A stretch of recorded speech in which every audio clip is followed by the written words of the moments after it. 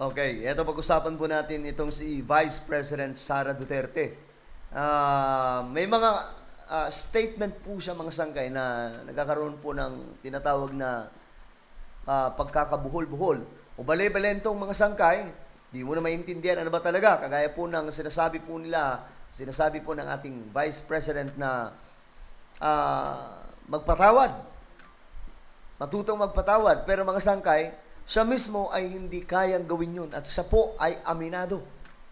Pero, gumagawa po siya ng mensahe na siyang bumabalikwas o mga sangkay at talagang hindi mo maintindihan. Teka lang, Vice President, tama pa ba itong sinasabi mo? Well, pag-usapan po natin yan. But anyway, bago tayo mag-umpisa, pakisubscribe po muna yung ating YouTube channel. Tayo po ay 1.38 million subscribers na dito sa YouTube. Kaya naman kung ikaw ay hindi pa po nakakapag-subscribe sa ating channel, i-click nyo lamang po mga sangkay yung subscribe button na makikita po sa baba ng video na to. Alright? Sa mga nanonood po sa Facebook, i-follow nyo po yung ating Facebook page. Okay. Eto na nga mga sangkay. Anyway, shoutout nga pala sa lahat ng mga solid sangkay na nanonood ngayon. Mabuhay po kayong lahat. Mag-comment po kayo ng hashtag solid sangkay kasama po ng inyong mga lugar para syempre makilala po kayo ng iba pang mga solid sangkay. So ngayon, ito na nga mga sangkay. Itong titingnan po natin ngayon ay ang mga bale-balentong na mga statement ng ating Vice Presidente. Kagaya po nito.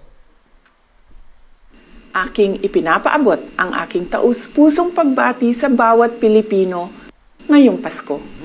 Sa ating pagsariwa sa diwa ng Pasko, tayong lahat ay tinatawag upang maging mapagpatawad, Ayan na, mapagpatawad, bukas palad, bukas palad. at mapagmahal sa ating kapwa. Okay? Ang kapanganakan ni Jesus ay isang mensahe ng kapatawaran na sumasailalim sa walang kapantay na pag-ibig ng Diyos sa lahat. Gamitin natin ang kanyang halimbawa bilang inspirasyon sa ating pakikipagkapwa. Ang halimbawa pa naman, no? Ang halimbawa, makukuha po natin kay Jesus Christ na kumbaga, mensahe, ito po ay ang pagmamahal sa kapwa at pagpapatawad. Lalo't higit sa ating pamilya at mga minamahal sa buhay. Okay? Higit sa mga material na bagay na ating matatanggap ngayong Pasko, tayo ay inaanyayahang magbigay ng pag-unawa, respeto at pagmamahal sa bawat isa. Okay? Lalo na sa mga mahihirap at may karamdaman. Ito ang tunay na diwa ng panahong ito. At ito ay isang paalala sa ating lahat. Hindi lamang ngayong buwan ng Disyembre, kundi sa lahat ng araw. Ayan na. Hindi lang pala sa buwan ng December, kundi sa lahat ng araw. Originally, hindi talaga ako hater ni VP Sara, no? Pero nung nagpapakita na siya ng ugali niya, like, nag-threat siya, nagmura siya. Di ba parang nanabang ako eh. Since then, nanabang ako. Alam ko wala siyang pakialam sa akin.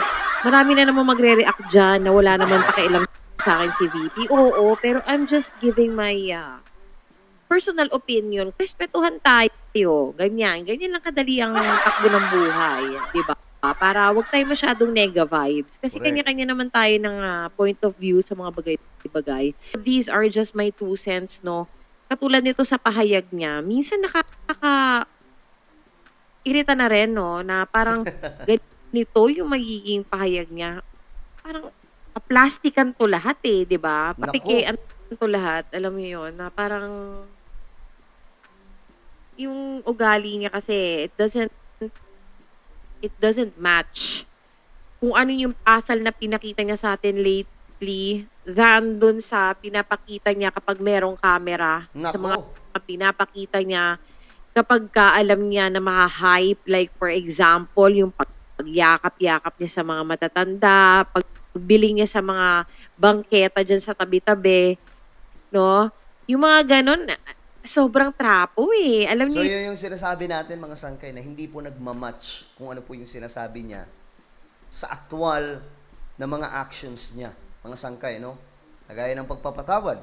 Nauna niya na pong sinabi na, di ba, nung una mga sangkay na talagang wala pong pagpapatawad na mangyayari lalong-lalo na po kay Romualdez mga sangkay. Well, minsan maisip natin, hindi, baka bugso lang ng damdamin. Pero mga sangkay, tandaan po natin, siya po ay isang mataas na public official.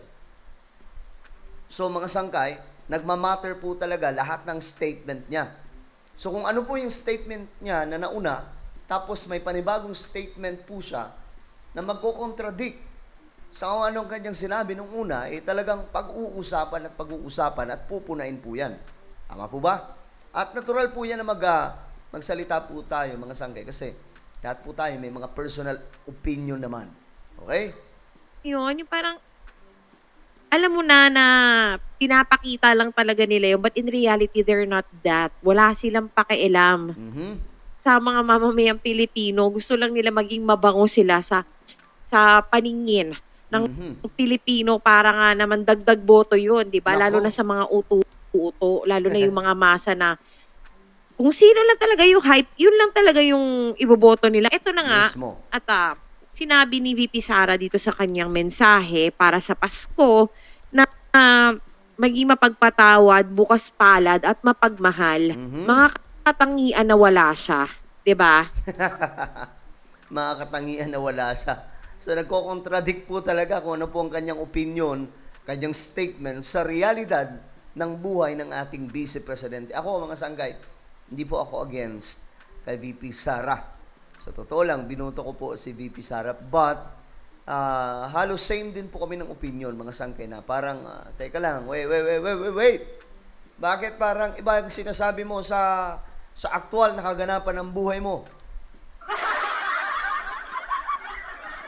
At sabi pa niya magbigay daw tayo ng pag-unawa, respeto at pagmamahal. Again, mga bagay na wala rin siya.